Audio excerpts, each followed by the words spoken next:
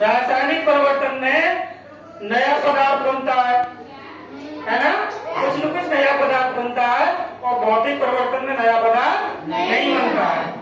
रासायनिक परिवर्तन में पदार्थ का रासायनिक गुण चेंज हो जाता है, जैसे उसका स्वाद चेंज हो गया, रंग चेंज हो गया, है ना।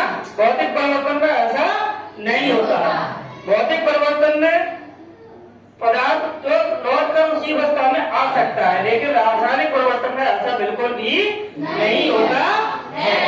ये सब चीजें समझ में आपको? जैसे कि देखिए, अभी हम दो उदाहरण देते हैं एक जैसे, दो उदाहरण देते हैं एक जैसे कि मोमबत्ती का पिघलना, मोम का पिघलना और मोमबत्ती का जलना, मोमबत्ती का जलना और मोम का पिघलना, ये बीच में आ गई। दोनों एक जैसे उदाहरण है कंफ्यूज करने वाले। मोमबत्ती का जलना और मोम का पिघलना, लेकिन दोनों का परिवर्तन अलग है। मोमबत्ती जलेगी तो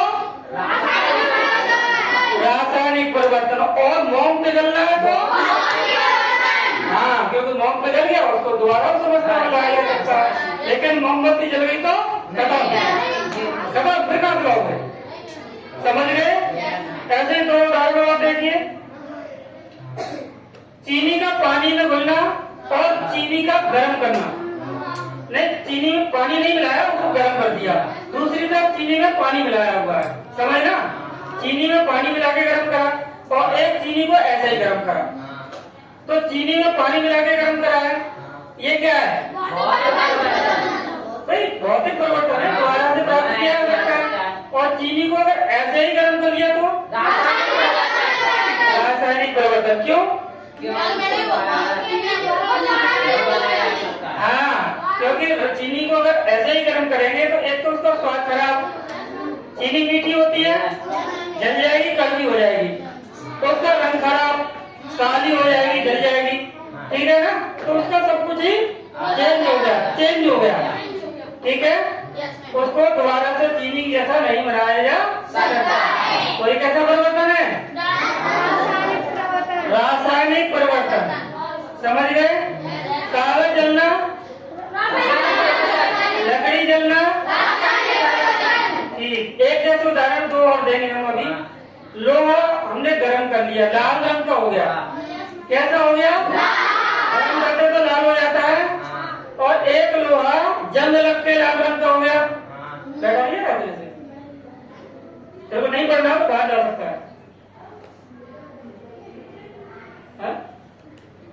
हाँ जी, क्या बोल रहे थे? लोहा हमने गर्म करा, लाल हो गया, और लोहे में जंग लगी तो भी लाल हो गया। तो लोहे का गर्म करना कैसा परिवर्तन है? भौतिक परिवर्तन। कैसा परिवर्तन है? क्यों? ठंडा होगा फिर वैसे ही हो जाएगा, ठीक है ना। लेकिन जंग लग गई है, उसमें नई चीज बन गई, जंग, है ना। तो कैसा परिवर्तन है? रासायनिक परिवर्तन है। क्या फिर वो वैसे ही हो सकता है? नहीं हो सकता। तो वो रासायनिक परिवर्तन। दोनों उदाहरण एक ही है, तो यह कंफ्यूजन हमें अपना दूर कर लेना है, कंफ्यूज नहीं होना। समझ गए? समझ गए कि नहीं? शरबत बनाया हमने चीनी घोल के, भौतिक परिवर्तन। लेकिन चूने में हमने पानी मिला के, चूना होता है ना, क्या बोलते हैं उसको? कलई, है ना, कलई बोलते हैं। हाँ भाई, तो उसमें हमने पानी मिला दिया। अब बताइए दोनों में रासायनिक कौन सा, भौतिक कौन सा है? शरबत भौतिक परिवर्तन, रासायनिक परिवर्तन, क्योंकि उसमें गर्मी नहीं निकलती है, तो उसको वैसा ही नहीं बनाया जाता। कौन सा? हाँ, सही कह रहा है, ठीक है। तो भौतिक परिवर्तन और रासायनिक परिवर्तन आपको समझ में आ गए?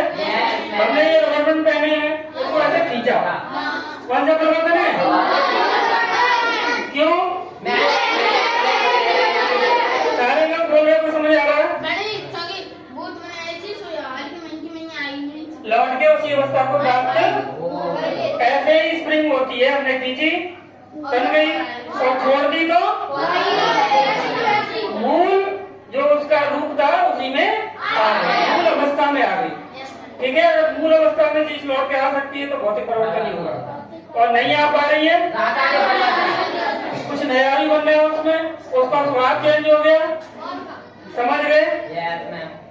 हमने कोई बीज लिया, उगा लिया, पौधा बन गया, फिर हमने देखा ऊपर से काट देते हैं और बीज जो रह जाता है नीचे उसको निकाल लेते हैं और फिर से हम उगा लेंगे। क्या ऐसा हो सकता है?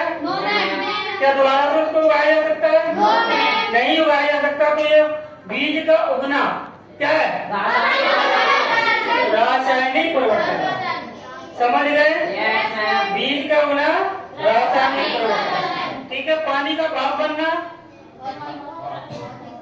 भौतिक परिवर्तन। Very good. बर्फ का पिघलना भौतिक परिवर्तन। कैसा परिवर्तन है? भौतिक। समझ गए? क्लियर आ गया आप लोगों को समझ में? Very good. ठीक है प्रियंका।